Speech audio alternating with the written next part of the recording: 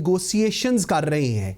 Sir, आप interior minister रहे हैं, जिस किस्म की निगोशिएशंस की गई और उसका जो रिजल्ट हमने देखा, पुलिस के जवान शहीद हुए, 700 से ज़्यादा ज़ख्मी हुए। सर, ये निगोशिएशंस ठीक तरीके से की गई हैं या नहीं की गई?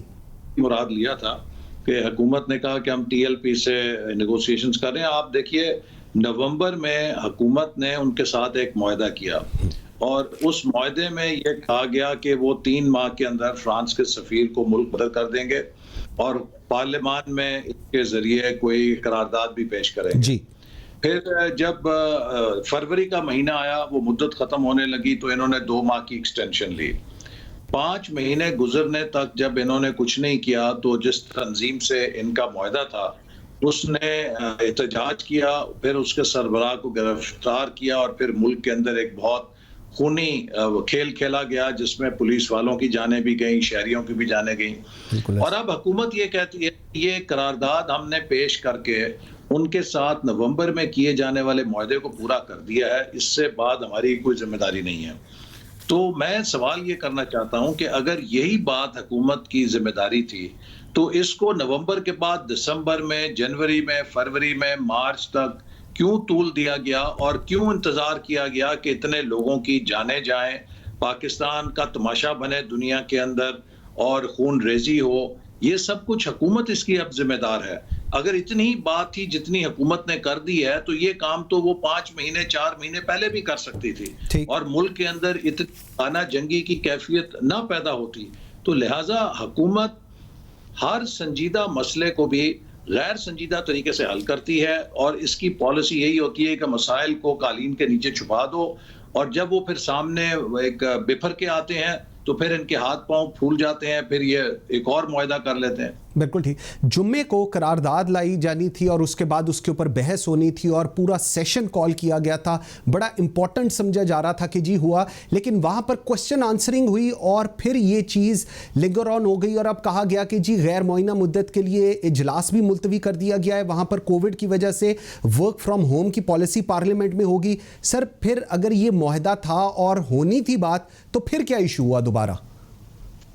देखिए ना, मंगल को जब हुकूमत ने करारदाद पेश की तो सबसे पहले तो उसकी गैर संजीदगी ये थी कि उस दिन ना वजीर आजम मौजूद थे और ना ही किसी हुकूमत के वजीर ने इस करारदाद को पेश किया, बल्कि एक प्राइवेट मेंबर के जरिए इसे प्राइवेट मेंबर बिजनेस बना के पेश किया गया और उसके बाद ये तासुर दिया गया कि ये मसला बहुत अहम है, हमारा मुआहदा हुआ है।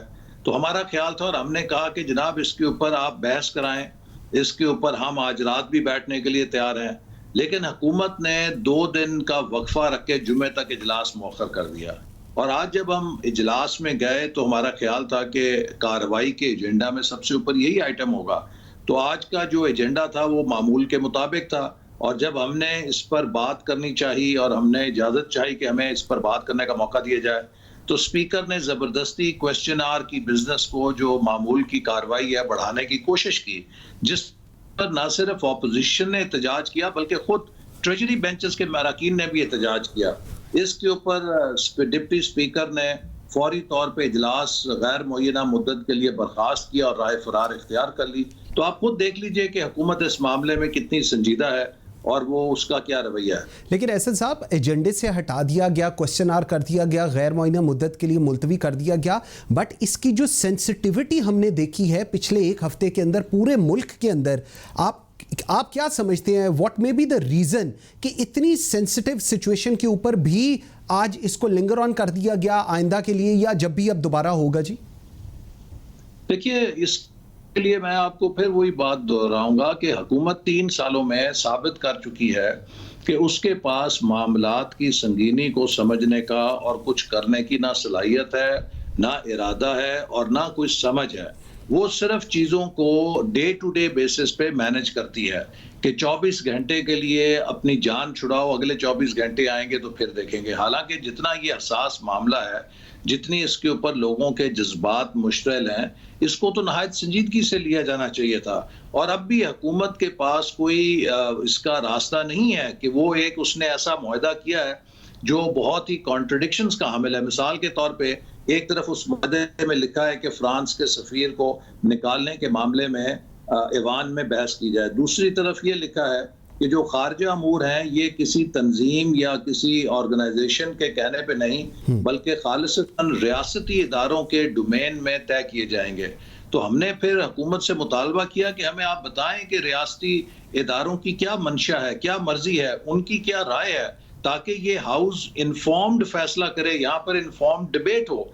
ये कोई स्कूल या कॉलेज की डिबेटिंग सोसाइटी तो नहीं है जिसने दुनिया से कता नजर, रियासत के मामलात से कता नजर थ्योरी के ऊपर बहस करके कोई एक थ्योरेटिकल करारदाद पास कर देनी है। हम पाकिस्तान की जो पार्लियामेंट है, पाकिस्तान के आइन का एक इदारा है, सॉवरेन इदारा है, अवाम भी हमारी तरफ देखते हैं और दुनिया भी देखती है। तो हमारी बहस जो है वो इन्फॉर्म्ड होनी चाहिए।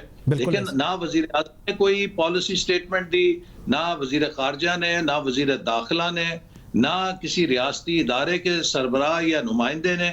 और ये चाहते हैं कि पार्लियामान को बस बेखबर रख के और उसको अब एक गैर मुय्यना मुद्दत तक मामला उसको आगे मौखर करके हमने फिलहाल जान छुड़ा ली है, कल आएगी तो फिर देखी जाएगी। बिल्कुल ठीक है, थोड़ा सा आगे चलते हैं। पीडीएम को लेकर अभी फर्स्ट सेगमेंट में सेनेटर शरी रहमान साहब हमारे साथ थी और वो कह रही थी कि जी हमारी कोई इस किस्म की अंडरस्टैंडिंग थी ही नहीं कि चेयरमैन सेनेट पीपल्स पार्टी का होगा, डिप्टी चेयरमैन सेनेट जो होगा वो JUIF का होगा और अपोजिशन लीडर जो होगा वो मुस्लिम लीग नून का होगा। लेकिन ANP इस चीज़ की अब गवाही दे रहा है। एहसन साहब, अंदर की बात क्या है? शायद खाकान अब्बासी साहब लास्ट मेरे प्रोग्राम में थे, उन्होंने बताया कि मेरे घर में बैठ के ये सब कुछ हुआ, लेकिन इस वक्त पाकिस्तान पीपल्स पार्टी कह रही है जी ऐसी कोई अंडरस्टैंडिंग नहीं थी राइट फ्रॉम डे वन।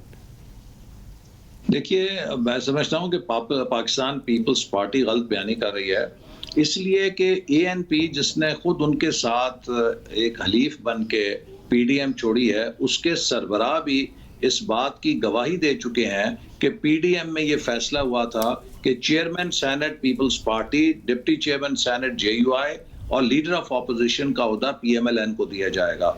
और फिर पीपल्स पार्टी ने यकायक उससे बदअहदी की और ट्रेजरी बेंचेस में बाप पार्टी के साथ मिलकर कुछ सेनेटर्स को उधार लेकर चेयरमैन सेनेट के साथ मिलकर लीडर ऑफ ऑपोजिशन का नोटिफिकेशन ले लिया। हम समझते हैं कि ये एक बड़ी बदअहदी थी PDM के साथ भी और उस चार्टर के साथ भी जो हम सब ने मिलकर किया था कि हम किसी इस्टेब्लिशमेंट के नुमाइंदा तंजीम के साथ या उनकी हुकूमती किसी तंजीम के साथ या ग्रुप के साथ मिलकर सियासत नहीं करेंगे, बल्कि हम अपने PDM के प्लेटफॉर्म से अपनी सियासत को आगे बढ़ाएंगे। तो ये पीपल्स पार्टी की चॉइस है, लेकिन हमें ये जरूर दुख है कि एक इतनी बड़ी जिद्दोजहद को उन्होंने इतने छोटे से ओहदे के लिए छोड़ दिया। ओके अच्छा, PDM की अगर मैं बात करूं, मौलाना फजल रहमान है, अब शहबाज शरीफ साहब भी बेल के ऊपर बाहर आ गए हैं। आपको याद होगा बिलावल ने कहा था कि मैं अपोजिशन लीडर से बात करूंगा।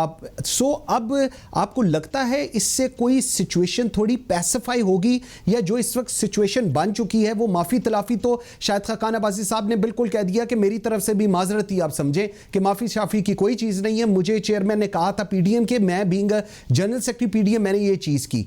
आप कैसे अब इसको देख रही हैं? देखिए, मैं समझता हूं कि अब भी जैसे आपको मालूम है कि PDM की क़यादत ने पीपल्स पार्टी और ANP से कहा था कि वो अपने फैसलों से रजू करें, और अगर पीपल्स पार्टी जो उसने एकतरफा कार्रवाई की है उससे पीछे हटती है तो इस बात का इम्कान है कि फिर PDM के साथ वो शामिल हो सकती है। तो अब गेंद जो है वो PDM ने पीपल्स पार्टी और ANP की कोर्ट की तरफ फेंकी है। अब अगर वो चाहेंगे कि PDM के साथ चलना है तो वो उन चीज़ों को ज़रूर गौर करेंगे, नज़रसानी करेंगे जो उन्होंने PDM के फैसलों के बरखिलाफ की हैं। लेकिन अगर वो को अपने अलग रास्ते पे चलना चाहते हैं तो ये उनका हक है, हम इस पर कोई इतराज़ नहीं कर सकते। बिल्कुल ठीक। शहबाज शरीफ साहब की बेल हो गई, घर आ गई हैं, क्या रोल अब आप देख रहे हैं इस वक्त जो करंट सिचुएशन चल रही है? स्पेसिफिकली अगर मैं पाकिस्तान मुस्लिम लीग नून की कहूँ, किस तरफ अब आप जाते देख रहे हैं जी सिचुएशन? देखिए, मैं समझता हूँ कि शहबाज शरीफ साहब को 7 माह गैर कानूनी तौर पे हुकूमत ने एक झूठे मुकदमे में जेल में रखा, और उनकी सेहत के भी जो आपको पता है कि इज़ अ कैंसर सर्वाइवर और उनकी उम्र भी है। ये वो इंतकाम की बू है जो इमरान खान साहब के तमाम इक़दामात से नज़र आती है, हम सब उसे भुगत चुके हैं। लेकिन उन्हें अल्लाह ताला ने कानून के ज़ाब्तों पर भी और हाई मॉरल ग्राउंड के ऊपर भी, जिस तरह लाहौर हाई कोर्ट के 3 रुकनी सीनियर बेंच ने उनकी मुत्तफ़िका ज़मानत कबूल की है, ये मैं समझता हूँ कि नैब के ऊपर और इस हुकूमत के इंतकामी एजेंडे के ऊपर एक बहुत बड़ा जिसे कह लीजिए कि स्लैप ऑन देयर फेस है और उसकी हकीकत आश्कारा होती है। ये बहुत बड़ी मॉरल विक्ट्री है, पॉलिटिकल विक्ट्री तो है ही। बिल्कुल ठीक।